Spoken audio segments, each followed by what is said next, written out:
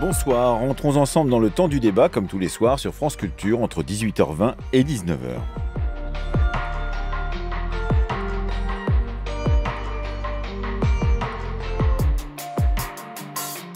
À l'ordre du jour ce soir, Extinction Rebellion, la lutte des places est-elle encore efficace? La semaine dernière, à Londres, à Montréal, à Bruxelles, Amsterdam, Berlin et Paris, le tout jeune groupe Extinction Rebellion organisait une semaine d'action pour pousser les gouvernements à agir plus vite et plus fort contre le réchauffement climatique. À Paris, ils ont bloqué la place du Châtelet, occupé la place du Palais Bourbon et un de leurs militants a même grimpé hier sur la pyramide du Louvre.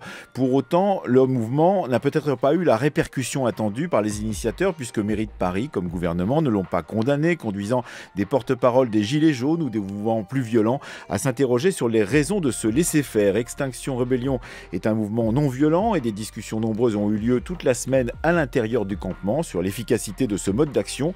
Nous avons réuni ce soir des membres d'Extinction Rebellion. Ils sont deux, Anton et Edith, et deux philosophes qui étudient les contestations actuelles des autorités gouvernementales, que ce soit Fabrice Flippo, philosophe et spécialiste de l'écologie politique, ou encore Jean-Claude Monod, philosophe, chercheur au CNRS et auteur de L'art de ne pas être trop gouverné, qui est sorti la semaine dernière au Seuil.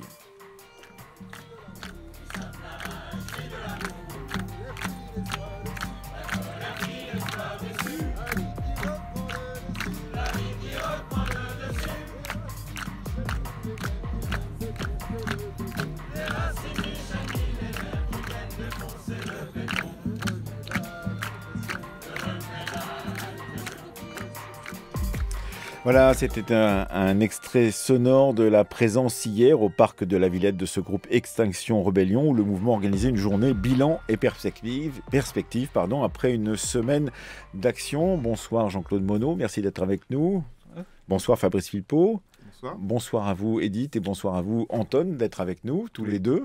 Bonsoir. Bonsoir. Alors, cette semaine d'action, elle a été diversement suivie, diversement critiquée. Est-ce qu'on peut expliquer d'abord comment fonctionnent ces semaines, justement, ces moments forts, puisqu'il y a eu un moment fort au printemps dernier, c'était en avril, un moment fort en octobre, au tout début de l'automne ou à la fin de l'été, et peut-être d'autres qui viendront ensuite. Edith, de quoi s'agit-il exactement, ces moments forts ?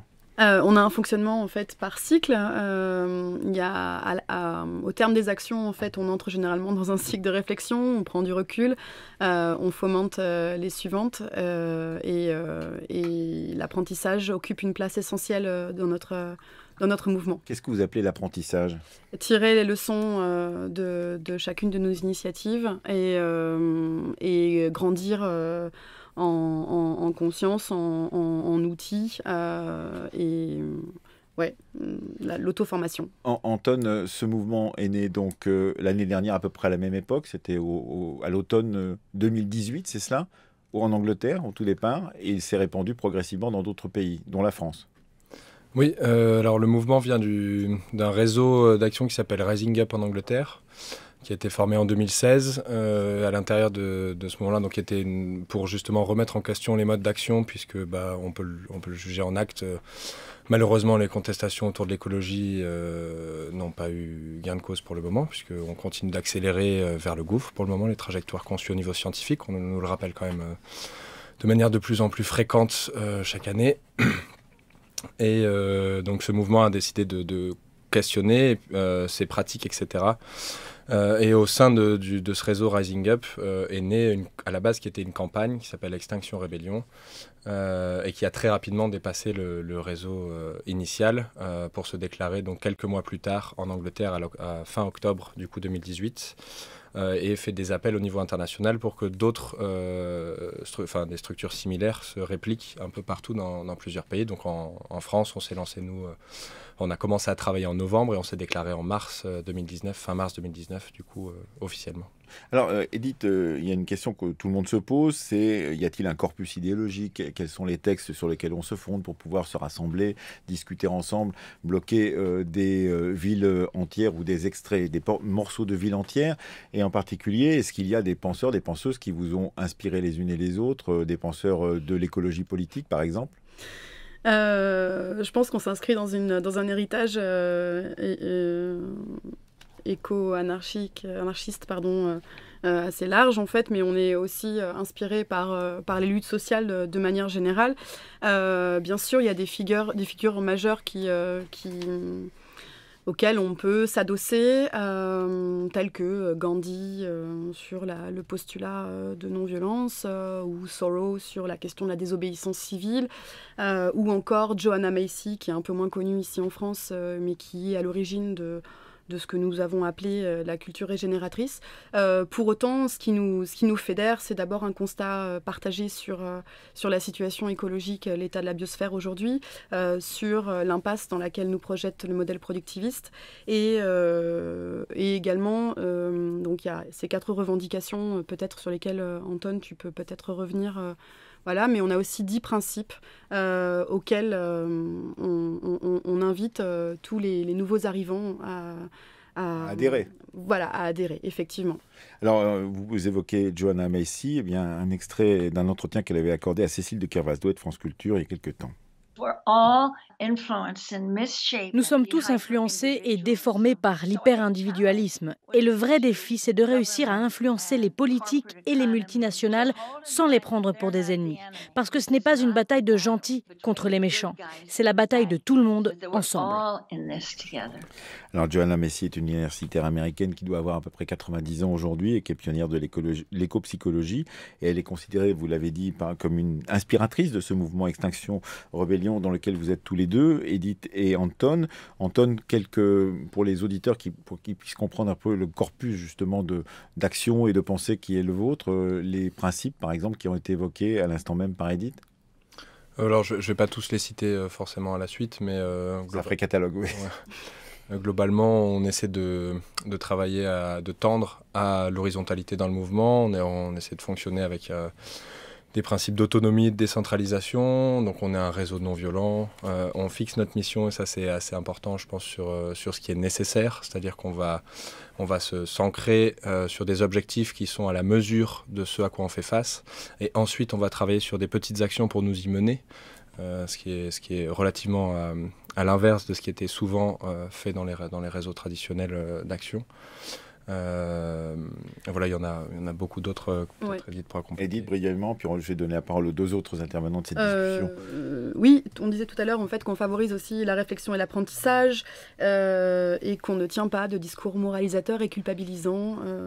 Et donc, on vous reproche aussi de ne pas tenir ces discours culpabilisateurs et moralisants, en particulier vis-à-vis des gouvernements, les gouvernements, vous leur demandez de mettre en œuvre une politique, évidemment, qui va réduire le réchauffement climatique, mais des entreprises, Joanna Macy le disait, on ne pointe pas du doigt, de la police, et évidemment vous vous trouvez confronté à d'autres types de manifestations. Fabrice Philippot, bonsoir, vous êtes donc philosophe, vous suivez les mouvements sociaux et l'écologie politique, mais vous avez suivi aussi la question des gilets jaunes, et parmi les critiques, il y a justement cette idée de la non-violence d'un côté, et tout compte fait, on les laisse faire, ils s'installent place du Châtelet, et tout le monde dit que c'est bien, en particulier la mairie de Paris, ou encore les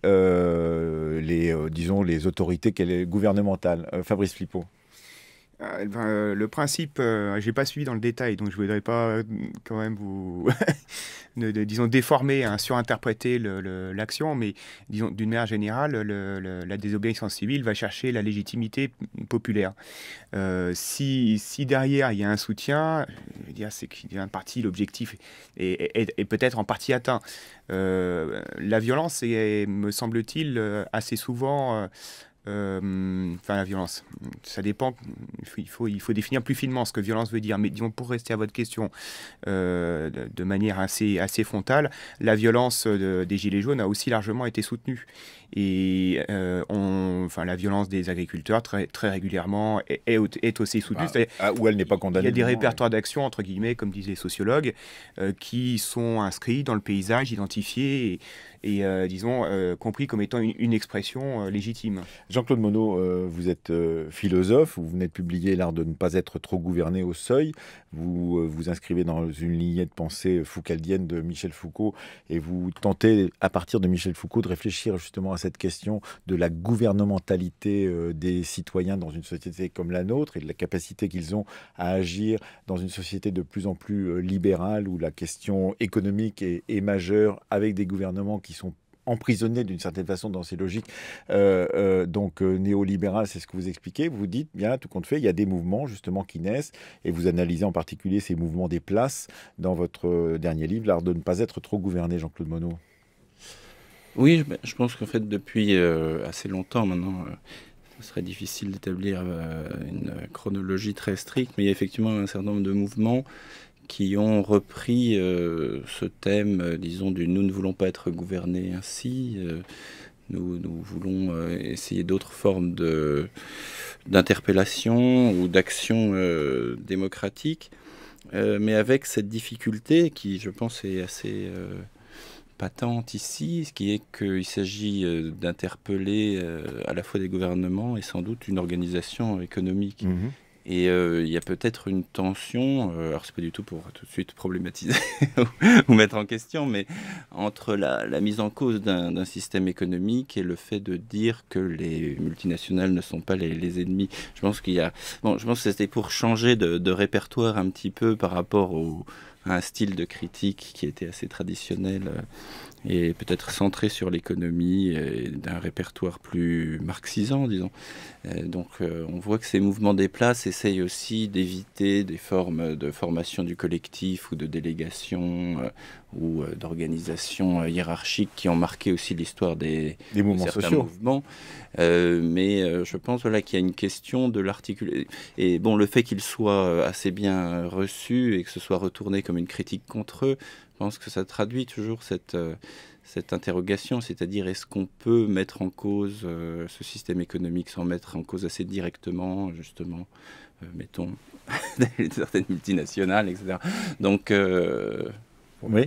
Et Edith ou Anton, sur ces questions, vous y avez évidemment réfléchi parce que vous passez beaucoup de temps à discuter, à imaginer, à recollecter vos propres pensées vis-à-vis de l'évolution de la société. Ouais, je crois qu'il y a une mauvaise compréhension de ce qu'on a dit. On ne tient pas de discours culpabilisant et moralisateur des individus. On pointe un système, mais les multinationales sont pas des individus. Donc évidemment qu'on cible des multinationales, qu'on cible les institutions, qu'on cible les États. Si on entre en rébellion, c'est pas contre les individus, c'est contre un système, et c'est les gouvernements, etc., et les institutions qui maintiennent ce système en place, dont les multinationales. Fabrice Philippot. Oui, après, c'est vrai qu'à chaque fois qu'il y a un mouvement qui émerge, on dit oui, mais regardez, il s'oppose à des mouvements plus organisés. Mais il y a la phase de l'émergence, en fait, qu'il faut bien comprendre, qui part des individus. Vous allez peut-être vous structurer, peut-être pas, on verra, mais tous les mouvements, y compris les mouvements sociaux, les mouvements syndicalistes, au début étaient quand même très, très éclatés, avec un certain nombre disons, d'organisations très, très, très horizontales. Ça a mis beaucoup de temps à se structurer en fédération. D'ailleurs, il y a eu beaucoup de résistance à la structuration, et certains ne sont même jamais structurés, notamment les anarchistes. Donc il y a ce temps je pense que ce qui est caractéristique, par contre, c'est qu'effectivement, ce ne soit plus les lieux de production. C'est le point de départ n'est plus les lieux de production, mais c'est aussi, on l'a vu dans le cas des Gilets jaunes, c'est aussi pour des raisons économiques. C'est-à-dire qu'aujourd'hui, les entreprises n'ont plus de lieu physique. C'est-à-dire que le patron, quand on va le voir, c'est un salarié comme plein d'autres dans une multinationale qui n'a pas de rive, qui n'a pas de bord, qui n'a pas de frontières. Et donc, on va se rassembler dans l'endroit où on se rencontre, qui va être plus la place ou le rond-point ou plus que le lieu de production. Alors, je vous propose d'écouter justement quelqu'un qui a occupé les ronds-points. Il s'appelle Maxime Nicole. C'est pareil, tu vois, quand les Gilets jaunes ont bloqué les ronds-points, tout le monde disait « Oui, vous vous rendez compte, sur les plateaux de télé, partout. Vous faites chier les Français, vous nous faites chier, les Gilets jaunes, à bloquer les ronds-points, à tout bloquer. » Par contre, Extinction Rebellion, ils bloquent les rues de Paris dans les plus grandes avenues qui font circuler tout le monde dans Paname, ça fout un bordel monstre, et t'entends pas à la télé Oui, ils nous font chier à tout bloquer, ils peuvent pas aller bloquer le dimanche, ils font chier. C'est pareil, ça choque pas ça. Eux ont le droit de bloquer, ça ne fait pas chier les Français.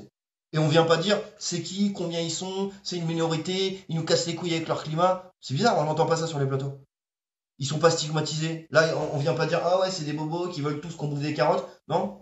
Et puis en plus, il y a toujours des gens qui vont revenir en disant qu'est-ce que t'as contre la convergence, qu'est-ce que t'as contre ceci, qu'est-ce que t'as contre cela. J'ai rien contre la convergence, à partir du moment où elle est bénéfique pour un intérêt collectif. En l'occurrence, Extinction Rebellion, je les ai pas entendus parler de justice sociale, je les ai pas entendus parler de justice fiscale, je les ai pas entendus parler de la fin des privilèges de ceux qui nous dirigent, et je les ai pas entendus parler non plus de revoir la Constitution parce qu'elle nous met une grosse carotte, elle nous empêche de vivre dignement. Voilà, donc on n'a pas entendu les gens d'Extinction Rebellion donc remettre en cause les privilèges de ceux qui nous dirigent et en particulier donc ces questions qui sont liées à la justice sociale. Qu'est-ce que vous en pensez, Edith, de cette critique qui vous a été portée directement par les Gilets jaunes? Enfin, pas un des leaders des Gilets jaunes, mais vous en aviez quelques-uns qui étaient venus vous voir aussi, j'imagine, sur le campement de Châtelet. Oui, tout à fait. Là, on se pose plein de questions, nous, en interne, sur faut-il utiliser de préférence la notion de convergence ou celle d'alliance. Ma position personnelle, pour le coup, c'est... oui, parce que je rappelle que vous ne parlez pas au nom du mouvement, mais vous êtes 2 membres du mouvement. Voilà, on n'est absolument pas porte-parole d'Extinction Rebellion et on s'inscrit dans la logique d'horizontalité qu'on évoquait ensemble tout à l'heure. Mais moi, ma conviction profonde, c'est que tous les points d'entrée pour assiéger cette espèce de monstre productiviste et l'état de déliquescence démocratique dans lequel il me semble qu'on se trouve aujourd'hui dans pas mal de sociétés, de pas mal d'États-nations aujourd'hui, toutes les points d'entrée sont en un sens utiles. Et que oui, on s'interroge beaucoup à Extinction Rebellion sur la pertinence en fait d'associations. Voilà, on n'a pas forcément envie de le faire au détriment ou au sacrifice de nos valeurs non violentes, etc. Mais bon. Fabrice, il faut. Oui, trois remarques. La première, c'est que le système divise. Voilà, en de multiples fronts. Et quand on est divisé, vous voulez dire oui, productiviste, capitaliste, tout ça, quoi. D'accord. Et il divise en un certain nombre de fronts, le front du travail, le front de l'écologie. Et une fois qu'un front, c'est une situation, le travail, c'est plutôt sur le lieu de production, l'écologie, c'est plutôt sur un autre front. Et c'est pas si évident que ça de faire des liens de l'un à l'autre et de parler d'une problématique, d'une situation dans une autre situation. Ça, c'est le premier point. Le deuxième point, c'est vrai que historiquement, on l'a encore vu, on en parlait tout à l'heure, les manifs gilets jaunes et les manifs, disons, climat, quoi, ont quand même, disons, globalement un profil sociologique assez différent, et c'est pas nouveau, hein.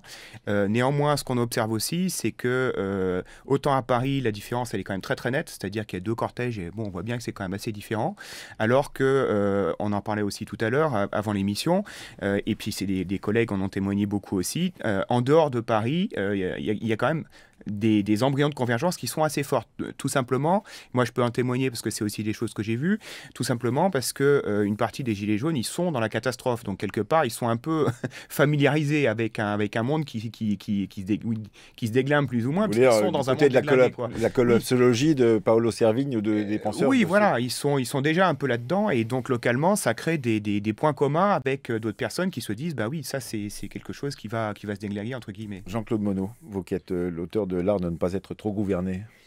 Oui, non, mais moi je pense que cette question d'une connexion entre un mouvement écologiste un peu radical et des mouvements qu'on a pu interpréter comme des mouvements quand même essentiellement dirigés vers la justice sociale, même si les Gilets jaunes c'est un mouvement assez divers lui-même. Je pense que c'est une question tout à fait importante. Et effectivement, on voit bien qu'il y a une façon assez nette dans un certain nombre d'organes de presse, etc., d'essayer de disqualifier le mouvement par sa sociologie, qui serait plus bobo, etc. Et donc d'opposer un peu, comme des choses antithétiques. Bon, alors, Maxime Nicole, je pense qu'il est peut-être un peu victime de cette tendance à opposer et à chercher effectivement à éviter une mise en question qui pour prendre tout son enjeu, à mon sens, doit vraiment tenir les deux bouts. C'est-à-dire articuler la question de la critique du productivisme, comme vous dites, à la question d'une mise en cause d'un système économique, d'un système politique. Donc c'est quelque chose qui a plusieurs entrées et dont il faut penser l'articulation. Alors c'est vrai qu'il y a un côté un peu incantatoire, c'est la convergence des luttes, etc. On a l'impression d'entendre des choses qui, à chaque mouvement social, sont un peu un refrain, mais je crois que dessous, effectivement, il y a une question très, très importante.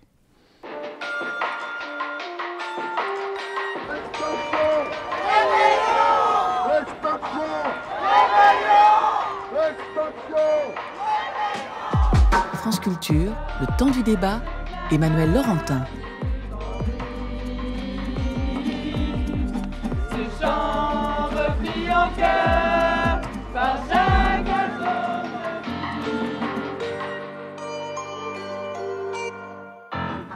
18h40 sur France Culture, vous écoutez le temps du débat consacré aujourd'hui à Extinction Rebellion. La lutte des places est-elle encore efficace?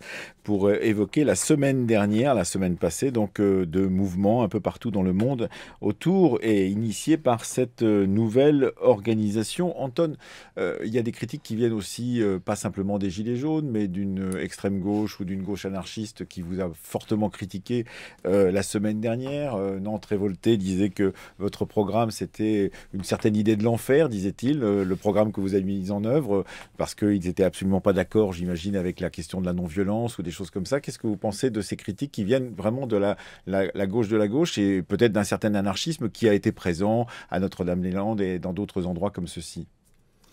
Pour commencer, je dirais que c'est une des premières questions qui a été évoquée en interne quand on a commencé le mouvement.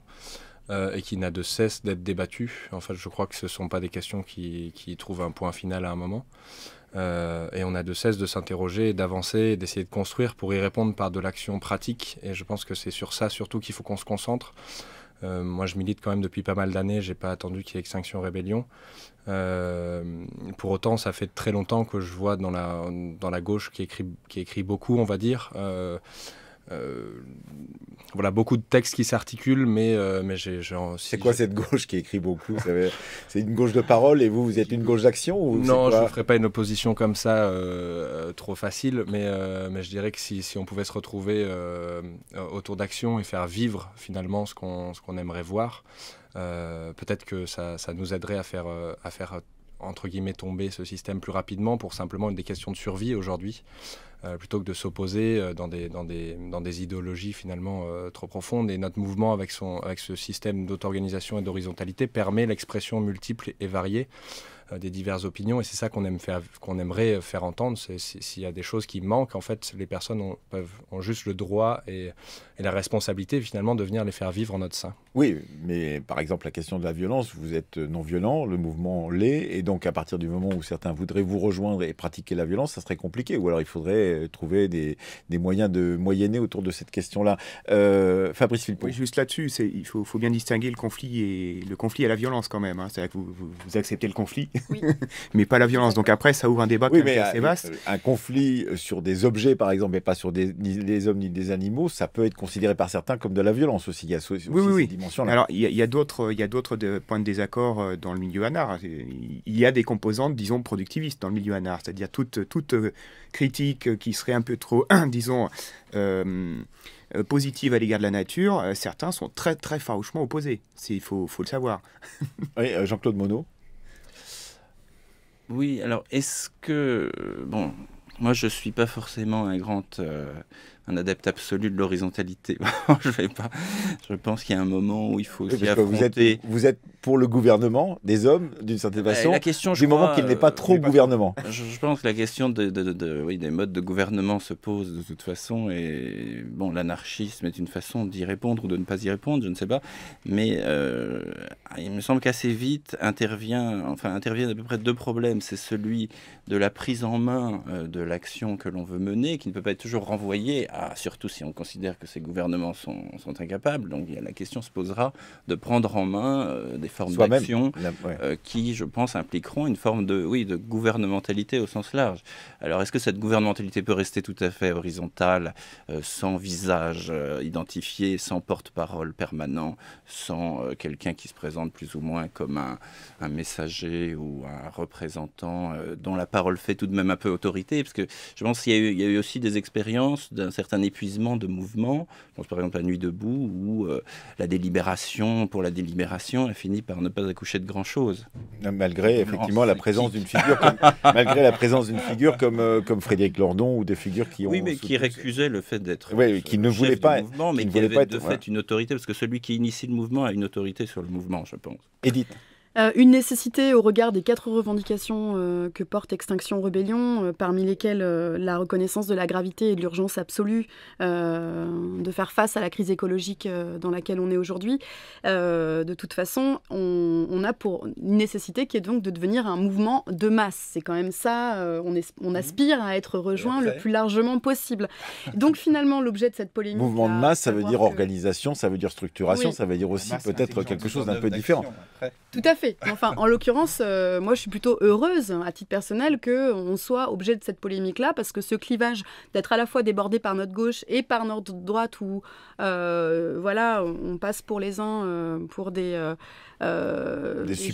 suppôts du gouvernement, ça c'est du côté voilà. des gilets jaunes ou de certains d'entre eux, ou au contraire des collisions, des trop gentils qui ne mettent pas en œuvre effectivement la politique qu'il faudrait mettre en œuvre pour faire changer véritablement les choses. Et donc finalement dans ce clivage, moi il me semble qu'on devient un champ, que XR est un champ de possibles politiques. XR, c'est donc pour ceux qui ne le savent pas, c'est souvent les deux initiales qui permettent de connaître Extinction Rebellion et qui font partie du sigle de Extinction Rebellion. Fabrice Philpot. Oui, alors deux remarques. D'abord, je pense que vous n'avez pas encore l'ambition de remplacer le gouvernement. Pour l'instant, c'est l'influence sur les institutions. C'est pas vraiment remplacé. Tout de même. C'est pas un programme de. C'est un mouvement d'interpellation non plus. Donc. Non, mais on a quand même l'ambition de. On a vraiment. On veut mettre en place des assemblées citoyennes. On s'y adonne. On expérimente. Qui remplace l'organisation à grande échelle d'un État. Je ne crois pas que ça en soit là au niveau de la réflexion. Après, juste pour la deuxième idée, c'était l'organisation de masse, mais de masse intelligente. Et il y a des, disons qu'il y a des. C'est pas gentil pour les autres. Il y a des, bah oui, parce qu'il y a des masses fascistes aussi. Il y a des masses stupides, hein, masse et foule, quoi. Hein, ou foule. Donc il y a des conditions pour que la foule soit intelligente. Et ce qu'ils sont en train de, une partie de leur organisation consiste à mettre en place les conditions pour que la foule soit pas stupide. Et la foule peut être stupide. Oui, Anton, à propos de la question de la gouvernementalité, de la représentation ou de l'horizontalité d'une future organisation comme la vôtre.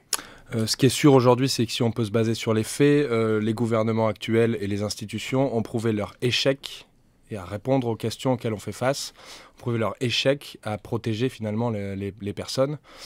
Et donc c'est pour ça que des citoyens et des citoyennes de partout dans le monde, je rappelle qu'on est bientôt présent dans plus de 70 pays après quasiment moins d'un an, c'est pour ça que des gens se lèvent et entrent en résistance. Et notre revendication, donc la troisième au niveau international, si en France on les a divisés en 4, mais peu importe, est là pour réparer la démocratie et créer de nouvelles manières de répondre à ces questions, puisque nous n'avons plus confiance fondamentalement dans les institutions qui ont prouvé cet échec-là. Mais par exemple, dans le livre de Jean-Claude Monod sur l'art de ne pas être trop gouverné, il cite Tony Negri, évidemment, et Michael Hart, qui tous les deux disent que dans Assembly, comment on dit d'ailleurs, je ne sais pas, je parle mal anglais, donc voilà. Enfin bon, toujours est-il que dans Assemblée, je vais le dire en français, disent qu'il y a certes une richesse des luttes à lutter, comme se mettent en place des assemblées citoyennes un peu partout, mais qu'il y a une pauvreté de l'organisation. Est-ce que vous êtes consciente, par exemple, et dites que cette question de la pauvreté de l'organisation peut freiner à un moment cette adhésion progressive que vous sentez de gens qui vous rejoignent?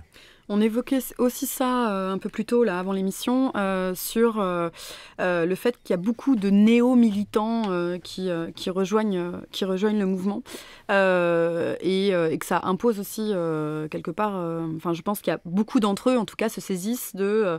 ok, ben là j'ai besoin de me former sur l'histoire des luttes, j'ai besoin de me relier à tel ou tel héritage. Il y a un désir exprimé à une échelle incroyable. Un appétit de savoir, de connaissance, de compréhension de l'histoire des mouvements, par exemple. De grandir politiquement, en fait, ça suffit pas de prétendre reprendre le pouvoir. Il faut aussi, il faut qu'on puisse habiter. Il y a vraiment une exigence intellectuelle aussi qui est, à mon avis, en train d'émerger au sein d'Extinction Rebellion. Ça veut dire que, par exemple, à Châtelet, vous organisiez des rencontres, des discussions. Il y avait une bibliothèque, je sais, mais bon, la bibliothèque peut être là juste comme un symbole. Elle n'est pas là forcément pour pouvoir apprendre. En l'occurrence, Extinction Rebellion est aussi très... on a énormément de scientifiques, de sociologues, de philosophes, que ce soit les sciences humaines, toutes les champs scientifiques sont représentés au sein d'XR. Ça, c'est important de le dire aussi, que c'est aussi sous leur influence qu'est né le mouvement. Et en France, on ne fait évidemment pas exception. Jean-Claude Monod. Oui, non, ça, je trouve que ce qui est intéressant, c'est cette dimension un peu d'auto-apprentissage, un peu expérimentale du mouvement qui est vraiment mise en avant. ce qui évidemment rompt avec des formes assez dogmatiques de mouvements, d'organisations, et y compris d'organisations orientées plutôt vers la prise du pouvoir direct ou du pouvoir d'État. Là, il y a cette idée de quelque chose qui s'instruit de sa propre expérience. Ça rappelle d'ailleurs un peu les théories américaines de la démocratie, comme Dewey, qui disait que voilà, le public s'auto-instruit. Il y a quand même Thoreau derrière. Il y a Thoreau derrière, voilà. Mais bon, Thoreau, c'est évidemment une action dirigée contre, par exemple, une mesure, la guerre des États-Unis contre le Mexique, ou contre éventuellement une structure, qui était l'esclavage. Mais ici, il y a quelque chose qui, je pense, implique une transformation assez globale. Et il me semble qu'il y a un moment où je pense que la question de la forme de l'organisation sera amenée à bouger, et impliquera, disons, une élaboration des médiations notamment, et une façon un peu d'assumer peut-être des propositions un peu plus nettes, un peu plus, disons, aussi dont on peut discuter, un peu plus politique. Parce que le risque de ces nouveaux mouvements très horizontaux, c'est une espèce de rejet du politique qui est un peu assimilé au pouvoir, à la corruption, etc. Et il y a un moment où le politique doit aussi, on est partie prenante du politique, donc on n'est pas tout à fait en dehors du politique. Anton et puis Fabrice Filippo. Anton, sur ces questions. Je crois pas qu'on rejette le politique du tout. Je pense qu'on a un mouvement très politique. Par contre, on a un mouvement apartisan. C'est intéressant de le noter face aux menaces auxquelles on fait face. Mais est-ce qu'on peut rester apartisan longtemps sans trouver d'alliés à gauche, à droite, dans des endroits où il y a d'autres organisations ou d'autres types d'organisations qui sont moins horizontales que vous?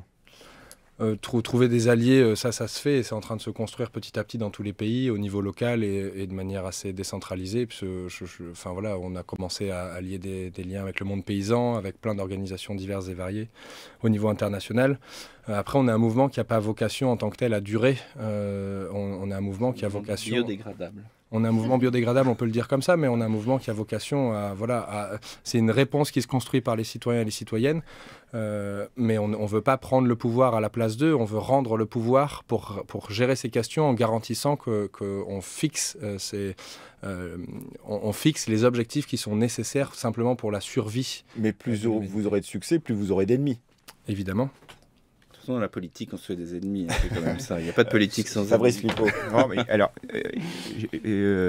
disons, j'hésite un petit peu au sens où c'est des choses qui, effectivement, les mouvements biodégradables, déjà les Verts dans les années 70, mais en même temps, c'est pas la même chose. C'est-à-dire que j'entends, et je pense que c'est vraiment important de l'entendre, et c'est pour ça que moi, l'auteur qui me vient, c'est plutôt Serge Moscovici. C'est le côté apprenant, c'est le côté créatif.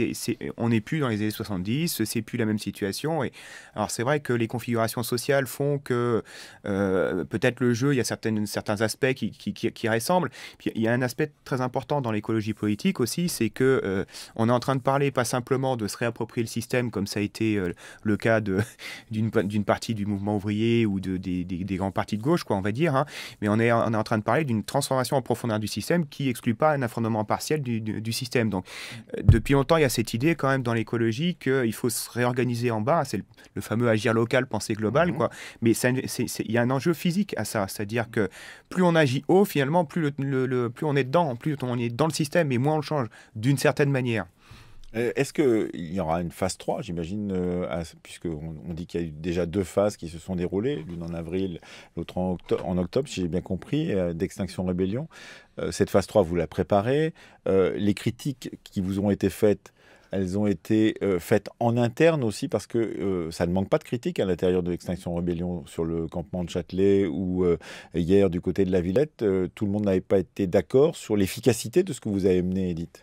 Bien sûr qu'on est travaillé par différentes tendances, idéologies aussi. Bien sûr qu'on est travaillé, mais en fait, il y a un pilier à XR qui est ce qu'on appelle la culture régénératrice. Alors faut l'expliquer. Voilà, ouais, tout à fait. C'est pas simple de le faire parce qu'on est ici dans un terroir culturel qui est quand même très rationaliste en France, et cette culture régénératrice, elle trouve en fait sa genèse plutôt en terre anglo-saxonne.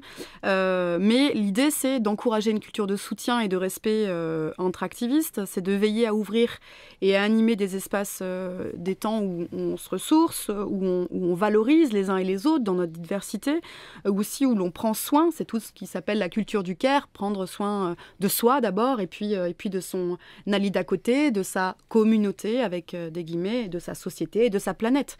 Et ça, c'est aussi l'idée, c'est de tenir.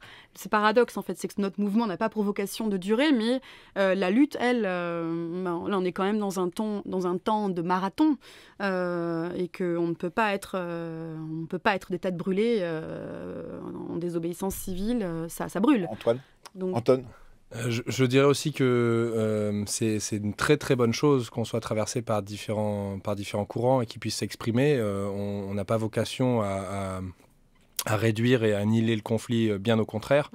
On a vocation à le rendre visible pour en discuter. Et c'est ces discussions-là, c'est-à-dire qu'on accepte quasiment la première fois, en tout cas dans moi, tous les mouvements dans lesquels j'ai pu m'inscrire, on accepte pour la première fois des désaccords et de prendre le temps d'en discuter parce qu'on est face à quelque chose qui fait qu'on ne peut pas faire autrement, en fait. C'est simplement ça, aujourd'hui, je crois. Ça n'est pas qu'un mouvement de centre-ville, en l'occurrence, Edith, parce qu'on le pense comme tel. Quand on le voit comme ça, quand on va du côté de Châtelet la semaine dernière, on avait l'impression que c'était un mouvement plutôt, effectivement, de CSP+, ou de futur CSP+. Oui, si je veux permettre de vous poser une question, du coup, parce que vous connaissez évidemment beaucoup mieux que moi, mais un des travers, justement, de Nuit debout, c'était d'avoir des gens qui sont très, très forts à l'oral. Et en fait, il y a une bonne partie de la population il y a une bonne partie de la population qui c'est pas sa modalité c'est pas forcément la même modalité de débat, on va dire, et ça peut être assez excluant en fait. Oui, mais franchement, en fait, sans dogmatisme, je crois, je le dis avec toute l'honnêteté que ça requiert, c'est que en fait, ce qui est fabuleux, c'est qu'on peut être en désaccord les uns avec les autres, mais que la possibilité de mener un dialogue constructif, elle s'ouvre en tout cas dans des temps parfois différés, mais parfois il y a de l'affrontement verbalement, et puis on n'est pas d'accord toujours sur les méthodes, mais en tout cas on est il me semble qu'on a cet horizon qui est ouvert en fait à co-construire. On est tout le temps dans la co-création en fait, ça. Oui, mais ça, effectivement, il faut trouver aussi d'autres alliés qui sont peut-être de milieux sociaux différents des vôtres, qui ne sont pas présents au Châtelet. La masse, par exemple, elle n'est pas forcément présente au Châtelet la semaine dernière. Anton, brièvement, pour terminer. C'est facile de dire ce qu'il faut faire. Les temps, on va dire, de rassemblement qui sont les temps d'avril et d'octobre, pour le moment, comme ça, c'est en train de se structurer, mais ça peut changer, parce que, comme on le disait tout à l'heure, on a une structure apprenante, visent les capitales principalement, pour maximiser les perturbations économiques et les institutions. Par contre, tout le reste du temps, il y a des dizaines et des dizaines d'actions qui sont menées en local. Je rappelle qu'en quelques mois, on est bientôt à 70 groupes locaux en France, qui sont parfois perdus dans les campagnes. Et il y a plein d'actions qui se mènent du coup sur des luttes qui sont territoriales, ancrées avec les gens qui ont besoin de ces espaces d'expression et de ces espaces d'action. Et ça, c'est vraiment ça transforme la manière qu'on a de lutter, de se réunir seulement à un moment dans les capitales. On a vraiment cette complémentarité entre les deux qui est en train d'émerger. Merci beaucoup. Merci à Fabrice Philippot d'être venu discuter avec vous. Merci à vous, Jean-Claude Monod, qui venait de rédiger L'art de ne pas être trop gouverné aux éditions du Seuil. Et merci à vous, Edith et Anton, d'être venus nous expliquer ce qu'était Extinction Rebellion, quels étaient ses buts et comment vous aviez agi jusqu'à maintenant en attendant les prochaines actions.